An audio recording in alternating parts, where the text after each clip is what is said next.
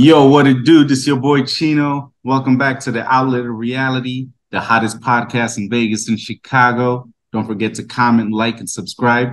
Cha-ching!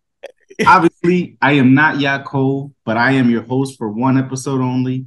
Welcome back to the Outlet of Reality. So I've been here a few times, usually as a guest or a co-host. Today, I am your host. I am interviewing the one and only Yaakov, the original host of the show, but this time he's playing the role of the guest. What's up, Yaakov? Welcome to the show.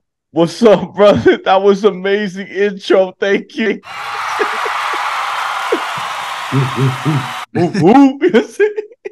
All right, man. So real quick, before we get started, I just want to talk about why we're doing this reverse, role real quick. So the other day, Yaakov gave me a call and we're just catching up, right? So he and I were friends. From time to time, we'll call each other and just talk about life. And as we're having a conversation and I'm asking him a bunch of questions about what's going on, we start to realize this will make a good podcast episode, right?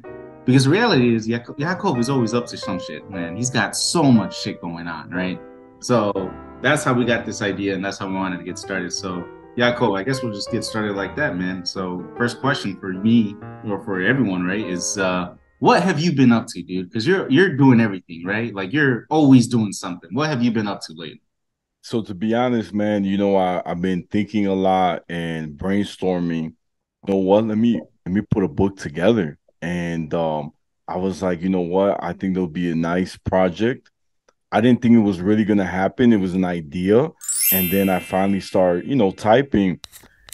The crazy thing, with 6 months in the process, I made it come to life. Okay, so you wrote a book, is what you're telling me. Yeah. It's right here. It's right here. Right here. Shabbat in Damn. Chicago. Right All right, here. so Shabbat in Chicago, now available where? Where can people get In Amazon. Amazon? All right, man. So talk to me about that, right? Okay, so you work a full-time job, right? You're also a podcast host. You're also, doing all these social media things, right? You're on like doing a bunch of TikToks and Instagrams, and now you wrote a book, right? So that's insane. Like to me, that blows my mind how you find time to do all these things, right? So what got you to want to write a book? Is that something you've always wanted to do? Is that something just you woke up one day and said, "Hey, I just want to write a book"? Like how did that come to be? So to be honest, that's crazy. So my mom actually wrote a book. It was 100 pages she put together. And this is at the time she was living with my father. And my father actually burned all the book. Shut the hell up. Yeah. He was like, "You're not a good writer." And it destroyed my mom's heart. Like that was her passion. And she physically wrote it like on a pen and paper? Like old school way, like paper and pen. And because he burned it, she never thought of going back into that because I guess it was traumatic. She didn't think she could go back. So I put in my head is if I book for her, I'm basically breaking the curse and fulfilling her dream. Okay. That's very interesting. That's cool. So this book, right? You told me it's in a dedication to your mother. Is that correct? Yeah. Dedicated to your mother, right? So it's a book. Tell us about the book. What's the book about? Basically, it's about my mom, a single mom, an audacious single mom who basically adopts 5 kids while, showing her Latino, embracing it, same time being Jewish, which is fascinating because I'm her only blood child and the rest are all adopted. So you have five other siblings that are all adopted? All adopted. All adopted. And you're the only biological son. I'm like the IG. You see? So wait, hold on. So let me get this straight. So were you born first and then your mother adopted the other five, or was it like she had some, then had you and got some more? Or what's the timeline? So she had two before me, two Okay. kids, and then she had the rest after me. So it was a very interesting lifestyle because our house was always full with people. And Also, too, a big thing that I mentioned in the book was the Shabbat, right? So Shabbat, for those who don't know, is the Sabbath day where Jewish people they stay home service from Friday night to Saturday night. It's like almost like a 24 hours thing. And we don't use no technology. And my mom would have big Shabbat dinners. People all walks of life, whether they were atheist, Christian, Muslim, it didn't matter who or what their background was. The main thing was to feel like home, to have a place to basically be together and live the moment. That's cool. That's cool. So, is this book, it's obviously an homage to your mother, right? Which is, I think, it's very beautiful. So, is the book talking a lot about how she became Jewish and just her Jewish culture moving forward, or her upbringing, or your upbringing? Tell us a little more about that. So yeah, it really dives into her like coming to America, like her Okay. step. So we get to see the backstory on why is she the way she is now. And when we get to her trials and tribulation, coming to America, the struggles of being undocumented, being Guatemalan, which is just fascinating, um, and falling in love, and all these things happening. I eventually come in the story, but a little later, because remember, it's more about her. It's Right. her journey on how she changed people's lives. A really cool thing too is that there's a lady who I mentioned in the book. Her name is Rebison Henny, who happens to be a very like a big icon for Jewish people. Like she was like a leader. She did the same thing like my mom, where she served about 200 people every Shabbat, and she took in people under her wing, people to live with her, and she took care of them. And it's amazing. She did in a tiny apartment in Israel. And so my mom basically did the same, but in America. The only difference is she's Latina, and my mom did it as a single mom. She didn't have whereas Rebecca Henny, she had a husband, had someone to help her out. So Supporters. that's right, right. So a lot of people say my mom is like a reincarnation.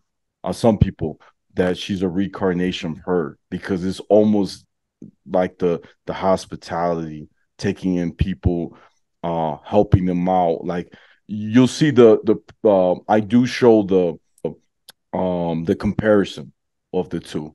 That's cool, man. And real quick, like how does one get published, right? Like, okay, even if I wanted to write a book, I have no idea how the hell to get it on Amazon, how to get a hard copy created. Like, what was the process like of writing a book, right? Because I'm sure, you like you said, you had this idea, you want to write a book, and you start typing some of it or you start writing it, but you also got to think, how do I distribute this? How do I get this out there? Right. And I have no idea how that happens. I'm sure a lot of your audience have no idea how that happens. So tell us what that process is like. Yeah, so the first thing too, like you have two options. You could go self-publishing or find someone to help you publish it, right? Okay. Find a publisher. And so I actually talked to my rabbi, said, "Hey, I want to publish a book," and he already published a lot of books. So he got me connected to his publisher in Israel. And I was talking to him. He seemed like a nice guy, but I've two things came in my head. It was too pricey. He didn't believe in my vision. That's a big thing. I share him. He read the whole book. He just said, "Okay, this is how much it's gonna be. That's So by it." the time you got to him, you already had written the entire book. Yeah, the book was done. Okay. Um, like I said, I had 6 months to put it together, and then I sent it to one of my. She's like a second mom to me. Her name's Ann. I had her check the whole thing, make sure it sound like it was like they had all the details they needed. If it was if I was missing something or it didn't make sense, I had to change it. I couldn't show it to no one, not even my, because it's a surprise. And so going back to guy from Israel, right? All right. What you think about my book? He didn't really say much. He just said, "Look, I'm gonna. This is the price. Um, like I think it was 6,000." And he goes, God damn. Yeah, when I heard that number, I was sweating. You have to pay them to put your book out there. Right, right. Do everything else. I'm just not gonna do no marketing. I'm not gonna do no copyright. I mean, what's it called? Editing. I'm gonna do the proofreading, but that's it. And you're only gonna get like 86 books, and I'm like, it's not worth it. I'm like I'm like, nah, this deal is not worth it. So I went to see different publishers, right? Okay. I did my research, did some homework. But I didn't catch something, like something was missing, right? And I was like, man, this is hard. So it took like literally a month to try to find someone that understands my vision. And that's important. That's important with everything you do, right? You want to not just have like someone who's going to help you, but you want a partner, someone who believes in your vision. Right, right. It's true. And so look at this. I talked to one of my professors. And by the way, ladies and gentlemen, I don't know any 30-year-olds that actually wrote a book. I'm gonna be real. I met all professors that have wrote in books after they get their PhD at the age of 40, 50, 60, but never 30. So for me, it was hard. Look, man, I'm 28. I still got time. I can be good. You do have time. You got time. So I was like, I didn't have a guidance, like where to go. You see what I'm saying? Everyone else were just older educators, and I just didn't know where to go. So I hit up one of my closest friends, who also is my professor. Her name was Maribel Lopez. She's written a lot of books, and I said, you know what? I need help finding a publisher. I said, you think you can help me? She's like, I'll give you her contact. She gave me her contact. Her name was Dolly, and see what happens. Go from there. I'm like, cool. So I hit her up. I talked to her. Nice Puerto Rican lady from Chicago. I gave her the premise. I said, this is how many pages I have.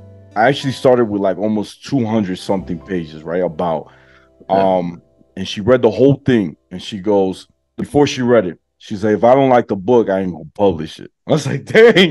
Which is important. Which is important though, because if they don't like, right, why would think about it? If you were in that person's shoes, right? Is it about the money, or is it about, what you'd love to do, right? And if it's truly about your passion, right, you don't want to put something out there that has your name on it if it's not good, right? So although some people would say, you might take that as an offense, but if she proceeds with you, that means it's good. That means it's like something they believe in, right? Which is important, like you said earlier, that's important to find someone that knows your vision. Right, right. And also too, she says something smart as well, like, it's my reputation. So if I'm writing a book that actually depicts negativity, like things that are not good for the world, why would I put it out? Right? It could hurt your image too. And she got a good point. You know what I'm saying? Mm-hmm. So we got together. Within 2 days, she read the book and she said, look, I'm gonna be honest, I love the book. She's like, she love that you are ahead of the game. She's like, she told me everything I had to change, and she didn't charge me at this point, right? She told me everything I had to change, where I can improve on. And I was like, whoa, no publisher has done that, where they gave me feedback that was free, by the way, that was good for me to have so I can know what to do better. And then we went through the contract, everything. And I was like, you know what? This lady's definitely believes in my work. And I told her this. Look at this. I told her, look, I want August 12th to surprise my mom with the book. I'm giving her technically 2 months to get this thing done. So this is in June. In June. Man, that's not a lot of time. It's not. Like, dang, August 12th. I'm like, yeah, I need this done. I want to surprise her on my birthday. It'll mean a lot. My actual birthday is August 10th, but my party technically was the 12th, and it was gonna be small, like a small little dinner. That's it, nothing big. And I told her that's my goal, and she goes, okay, let me think about it. And she came back. She was like, look, you did 70% done with the book. We can make it happen. She's like, but I'm gonna have you edit this like every day, and I'm gonna give you feedback. We're gonna have meetings. Dude, there was days I couldn't sleep because I had to get the book like edited, right, finished. And especially doing the podcast too, I'm like, dang, after this, I got a meeting. So you But never took a break from the podcast while you were doing the book? Like you were just still doing both at the same time and work? I was doing everything. And I had a part-time job on the side. I didn't What tell you the that. hell? Do you sleep? Brother, I wasn't sleeping. I was stressed. And I just had a car accident. That didn't even help either. But look, to answer your question, there's something I forgot. So when you publish a book, right? Once you're done with everything, you have to put the cover, the pages in this site called kdp.amazon.com, which you already, if you already have an Amazon account, that's great. You're like one step closer. So you go to this, you log in with your same username, password, you upload the pages, right? Once you upload it, Amazon puts the book together and then they send you what's called a proof. A proof is basically like the exact book, but it says in the middle, not for sale, resale. And it wants you to look at it to see if you're actually happy or content with the book, how it looks. Okay. I'm saying? So I got it, came in, I looked at it, I told the publisher what I wanted to change. She did the changes. Then you basically submit your book, you publish it. Now it takes about, depends everyone, it takes about a few days, maybe a week for Amazon to make sure there's no profanity, there's no copyright issue. And then once that happens, you submit it to the public, and it actually was published earlier than what she said, which was great. Was August 2nd it got published. Nice. Nice. August 2nd. You were trying to make it by the 12th, right? Yeah. Okay, so now let's get to the point where you surprise your mom, right? Because that was the whole goal, to be there, right? So you come, you fly to Chicago, and you're having a barbecue, right? Is it for your birthday or? So it's for me. It's for me. Okay, so you had a barbecue. Okay, cool, yeah. Because and then you texted me. Sorry, I couldn't show up, man. I apologize, but happy belated birthday. Thank you. And so your goal was to go and surprise her, right? So tell us how that happened, how that come about. Yeah, so my cousin, she got me the ticket last minute. I was able to fly in, and which was good. I was worried, man. I was like, man, maybe I have to drive or something to get a rental or something. But she helped me out. She got me and I already knew I wanted to get there. I just didn't know how. So I was really Okay. grateful for that to fly in. And people that I invited, the only close people, like you, Chino, you one of my people. Appreciate you. You know, much love, brother. You know what I'm saying? And I invited, this is the cool thing. Everybody that came to my party were in my book. So my neighbors you're gonna see in the book, the Perkins, actually just the brother. The brother came, which was a big deal. Not everybody, but he was there. My cousins who I grew up with, who became my brothers, right? They're in the book. So it's so cool. You see my family, even my adopted brothers, right? They were there. So it was just so cool to see all this happen. Now, no one knows what's going on, but eventually I told them, hey, look, I'm gonna surprise my mom, make sure she stays out here. So my publisher comes. We played it real cool. She comes in and she put the book inside like a birthday bag that says happy birthday. Okay. She brings my mom flowers. My mom is thinking, oh, this is just to say hi, you know, introduce yourself. Hey, how you doing? Nice to meet you. How'd you introduce her if she was your publisher? What'd you tell her she was or what? I just went like this. My mom is Dolly. This is my That's it. That's it. Yeah. Okay. And so my Dolly just gives the flowers to my mom. She don't know what's going on. She's thinking this is for me, right? Like a birthday. Thank you for inviting me. Mm-hmm. So I tell my mom, look, mom, I'm to tell you this. And I pull out the book, right? And she sees it, she holds it, and my mom's grabbing it. And she's crying a little bit, but then when she reads the first page, she's bawling like crying, dude. Like I feel it. I even got sad for the first time. I mean, I do get sad if someone pass away or you get a breakup, but I got really sad. Like it was a nice sadness, like a happy sad. You got emotion. Let's say emotion, not Yeah. sad, but emotion. Thank you, brother. Appreciate it. Mm. And so I had Jasmine Malar, who's one of my friends. We went to high school, all of us together. She Shout out recorded. Jasmine. Right. She recorded the whole thing, which was dope and epic. And I said this was my big. If I could do this for my mom, before she passed away, that is a big deal because you never want to be that person. But if I had a chance, Yeah. For sure. And what did she say to you after she got past the whole emotional part and the crying and all the good stuff? She was so like, it was the cutest thing. She went to everyone and said, look what my son made. Look what my son Mijo, look what he did. And it just made me happy. She wanted me to write something nice in the book. So I wrote a little something with my signature, Nice. Just to give to show that this is a gift to you. And it was nice. We took pictures. My favorite part is like yesterday, my mom called me. She said, Mijo, I'm still reading your book. I'm in this chapter.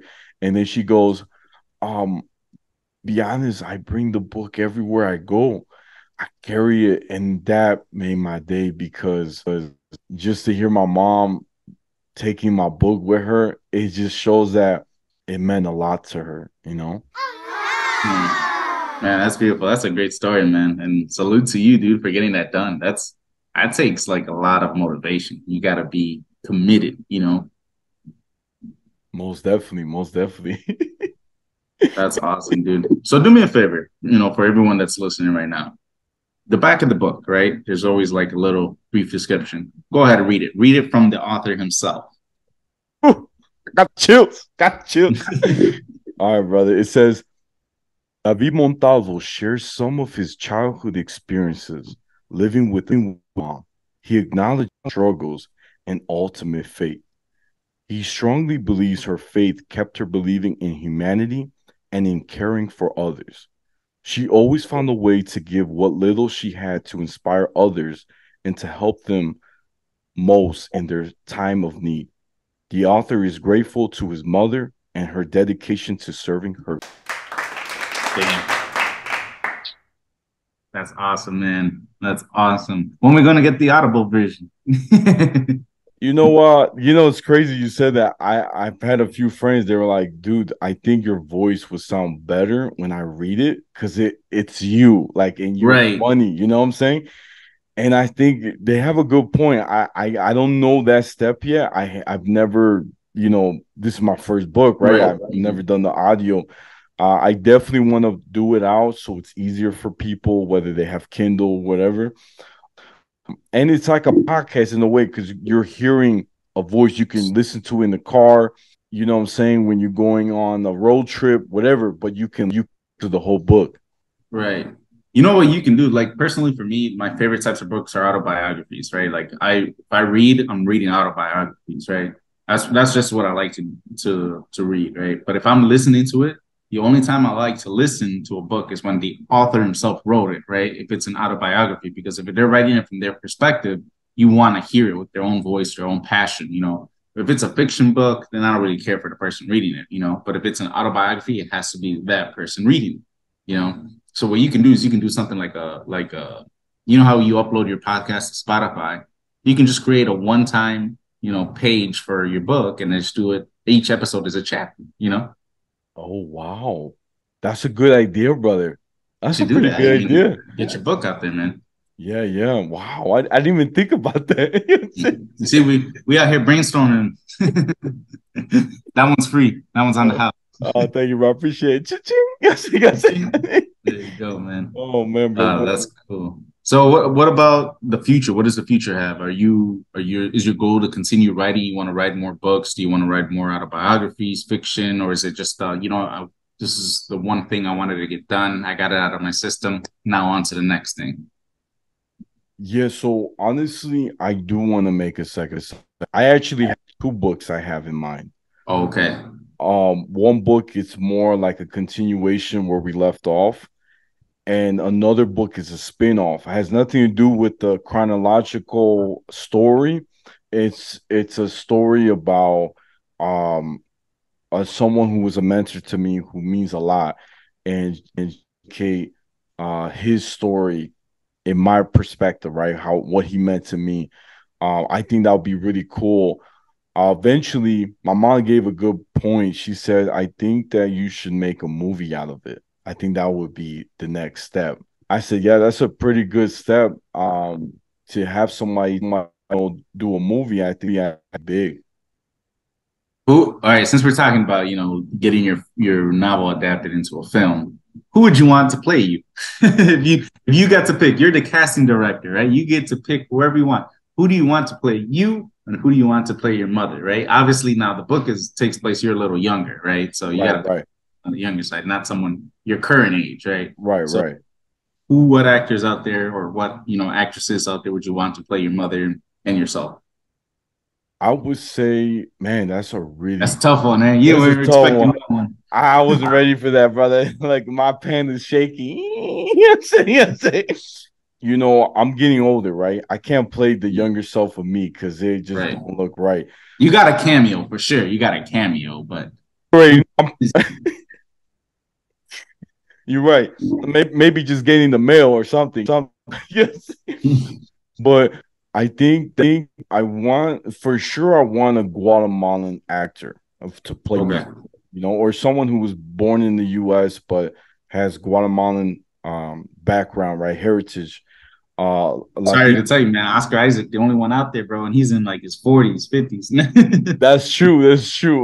That would be great. You know what I'm saying? But I think will make it more powerful too is if the actor I pick who happens to be Guatemalan or a Latino born in the US, Jewish, because that will make it more powerful because just think that we need more representation of Latinos or Jewish. Don't get me wrong, Isaac, the guy who played Moonlight, he played a Latino character, a superhero, right? The thing is he's not actually really Jewish. He played, in the comic book, he's Jewish. I thought, I mean, don't get me wrong, I still have love for him. I thought it was cool, but to have someone that's Latino and Jewish, it's a rare thing. Um, so, but for the parents, I don't know who to pick, to be honest. Someone cute, somebody sweet. You know what I'm saying? Gotcha. All right, man. That's pretty cool, dude. So, a lot to look forward to, and I'm proud of you, dude. Keep doing your thing. Thank you, brother. Thank you, and thank you for doing this interview. I think there was no one else better that I could ask for this, man, and for you to yo, we should do an episode and ask you these questions, bro. I was ready thinking that you beat me to it, so I'm like, yo, I know let's that was kind of go. crazy, right? Yeah, no, man. It was just a natural conversation. We were having a natural conversation, and then as you were answering the questions, I'm like, wait, hold on, don't answer them no more. I want to ask you this on a podcast because I want the real answers. Oh man, no, this was good, That's man. crazy, crazy. Thank All you, right, brother. man. We'll just keep doing your thing, dude. Keep working on the podcast. Put the link to the book is gonna be in the description, right? Yeah. 100%. Yeah, get the book, guys. Check it out. Yaakov David Montalvo. I don't know why it says Muniz, but All Oh, right. I think that's all I got for you, dude. Thanks again for having me on your own show. How's it feel be a guest on your own show? I guess that's how we'll end it here. it actually felt special because I like at first it took me a minute to like, hey dude, you're not the guest. I mean, I'm not the host. It took me a Yeah. minute to break that, but when you start asking the questions, it felt like I was on like a big station like Channel 9 or NBC. Like it felt like I was actually in the real thing. So thank you, brother. All right, cool. All right, guys. Take it easy. This was the Outlet to Reality, the hottest podcast in Vegas and Chicago. Peace.